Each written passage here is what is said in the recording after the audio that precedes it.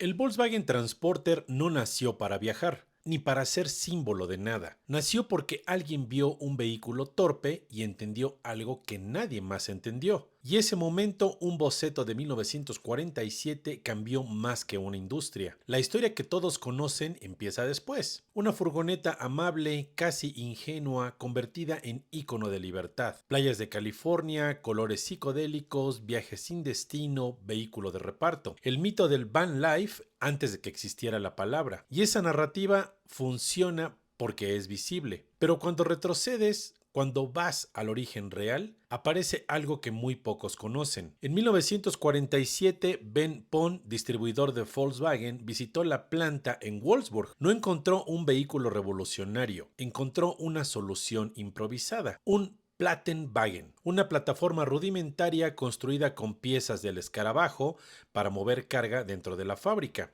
Era lento, ineficiente, casi invisible. Y aún así, este hombre hizo un dibujo, un rectángulo sobre ruedas con una idea radical, el conductor al frente y todo lo demás convertido en espacio. Ese boceto parecía irrelevante, pero en 1949 ya existía un prototipo funcional y el 8 de marzo de 1950 salió la primera unidad de producción. Sin presentación, sin espectáculo, solo una línea de montaje y una idea que empezaba a moverse. Y por eso, cada año, el 8 de marzo, se celebra el Día Mundial de la Combi, no como una campaña de marketing, sino como un homenaje al momento exacto en que nació una nueva forma de entender la movilidad. En aquel entonces Europa no necesitaba libertad, necesitaba reconstruirse, mover mercancías, sostener economías frágiles, reducir fallas. Y aquí es donde la historia empieza a romperse, porque el Transporter, el tipo 2, no fue diseñado para personas, fue diseñado para sistemas. Lo que parecía obvio no lo era. La combi no se volvió icónica por lo que ofrecía.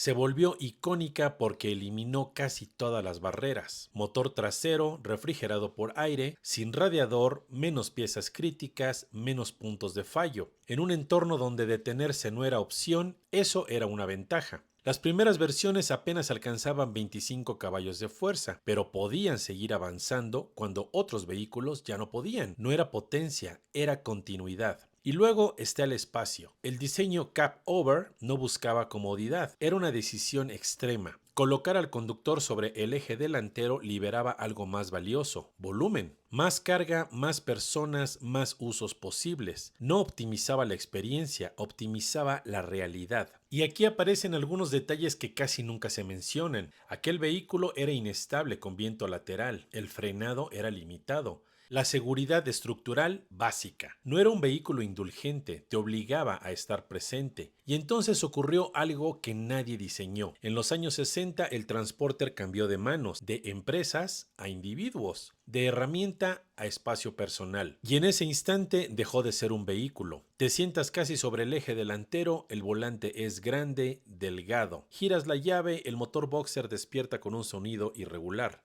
Sientes la vibración subir por el piso. No hay aislamiento real. El camino no se filtra, se transmite. No la conduces, convives con ella. Y ahí es, en esa época, donde entra en escena Westfalia. Esta empresa no mejoró la máquina, interpretó su potencial. Camas plegables, cocinas compactas, espacios que se transformaban. Por primera vez, una herramienta industrial se convertía en hogar. Y ese fue el verdadero punto de quiebre. No la combi como símbolo, la combi como plataforma de vida. Pero lejos de California, en México, la historia fue distinta. Aquí no representaba escape, representaba supervivencia. Durante décadas la combi fue transporte público, sustento familiar, infraestructura informal, vehículo de reparto. El mismo diseño interpretado bajo otra necesidad. Y eso no es coincidencia, es consecuencia directa de su ingeniería. Una máquina lo suficientemente simple para adaptarse a realidades opuestas. En Puebla, a finales de los 80s, Volkswagen adaptó motores enfriados por agua, 1.8 litros, a la carrocería clásica de la combi. Resultado, radiador frontal, rediseño estructural, una combi única en el mundo. México no solo adoptó la combi, la reinventó. Y al sur del continente, en Brasil, la combi fue también un vehículo muy querido y respetado. Mientras el mundo avanzaba, Brasil resistía. Allá en el país carioca se produjo hasta 1975. y el T2, Transporter 2, hasta 2013. Más de medio siglo de evolución sin romper el concepto original. Finalmente, en 2013, la Combi Last Edition marcó el fin de la producción de la Combi clásica. 1200 unidades para todo el mundo, diseño retro, despedida oficial. Pero el concepto nunca murió. Cuando terminó no fue por falta de demanda, fue por leyes de seguridad. A lo largo de su historia, la Combi o Transporter ha tenido una evolución muy interesante. La T1 entre 1950 y 1967 definió la silueta, más de 1.8 millones de unidades producidas. La T2 refinió estabilidad, potencia, resistencia. La T3 llevó el concepto al límite del motor trasero y en 1990 todo cambió. Con la T4 el motor pasó al frente, la tracción también. La lógica se volvió moderna, más eficiente, más segura, más predecible, pero menos abierta. Y aún así la idea no desapareció. Al igual que sucedió con el Bocho y el New Beetle, Volkswagen decidió reinventar el clásico Transporter, pero adecuado a la época moderna.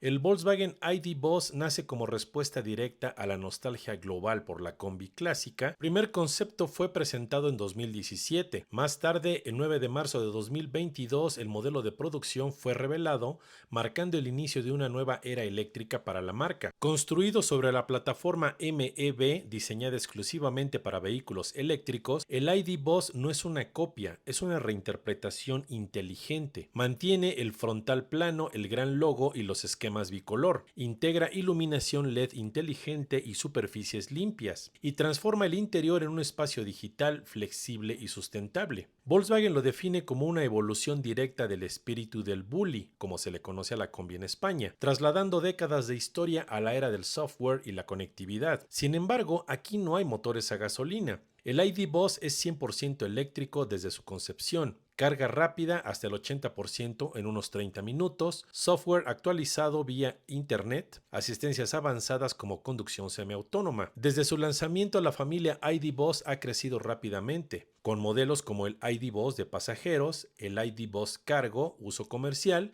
versiones recientes como Pure y Freestyle con baterías más pequeñas y el potente ID. Buzz GTX con tracción total y hasta 340 caballos. También ofrece configuraciones de 5 o hasta 7 pasajeros, ampliando su enfoque familiar y práctico.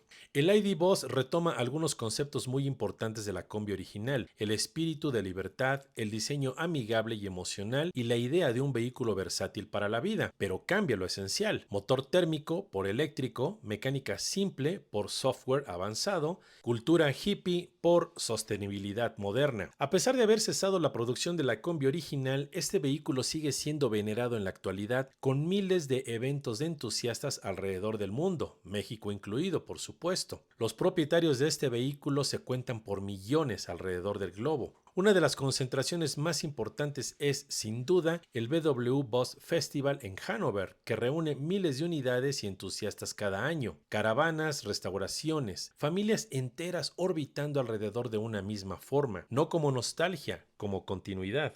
Porque cuando lo entiendes bien, el Transporter no fue un producto exitoso, fue una anomalía, un objeto diseñado para resolver un problema específico que terminó resolviendo muchos otros que nadie había formulado. Más de 12 millones de unidades producidas, más de 7 décadas de historia, y aún así, eso no es lo importante. Lo importante es esto: el Volkswagen Transporter no democratizó la movilidad, democratizó el espacio habitable. Porque al final nunca fue solo un vehículo, fue un lienzo en movimiento, una máquina tan honesta que no imponía caminos, no dictaba destinos, solo abría la puerta y el resto lo escribías tú.